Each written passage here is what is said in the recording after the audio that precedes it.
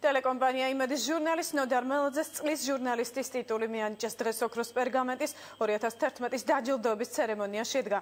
10 ნომინაცია შორის წლის ადამიანები და კომპანიები დაასახელეს. წლის ადამიანი სრულიად საქართველოს კათოლიკოს პატრიარქი ილია მეორე გახდა. წლის ჟურნალისტი ნოდარ მელოძე ოქროს პერგამენტი წლის პროექტში გუდაურის და აღმაშენებლის გამზირის რეაბილიტაციის პროექტებმა აიღეს.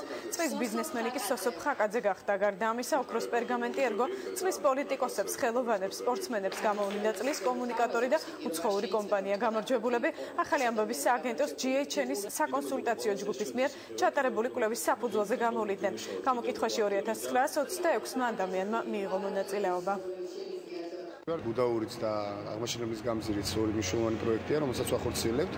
გუდაურს ის როგორც იცით 6 თვეა ვაკეთებთ, მაგრამ ძალიან ბევრი რამე გაკეთდა უკვე, მაგრამ არ არის საკმარისი იმისათვის, რომ ახალი კურორტი მივიღოთ 6 თვე და ამიტომ გასაკეთებელი კიდევ ძალიან ბევრი რამ დარჩა გუდაურში, რაც შეეხება ქალაქის გალამაზებას 2012 წელიც იქნება ნამდვილად გალამაზებისა და უფრო მეტი ქუჩებისა და სხვადასხვა ადგილების გაუმჯობესების წელი.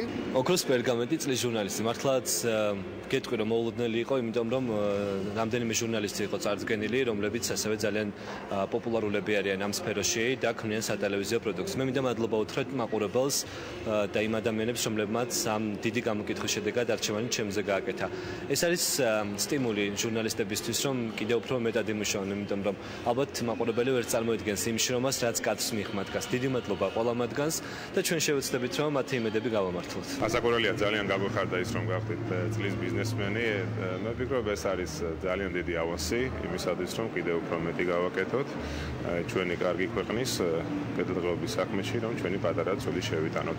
ასევე ძალიან მიხარია ის და ძალიან დიდი პატივია იყო იმ ადამიანების სიაში, რომლებსაც სხვადასხვა წლებში მიღებული აქვთ ოქროს პერგამენტი. ნომინაციებში გამარჯვებულები გამოვლინდა გამოკითხვის საფუძველზე, აქვე ულოცავ ტელეკომპანია იმედს მისი წარმომადგენლის გამარჯვებასაც და უსურვებ თითოეულ გამარჯვებულს, ნომინანტს, შემდგომ წარმატებებს.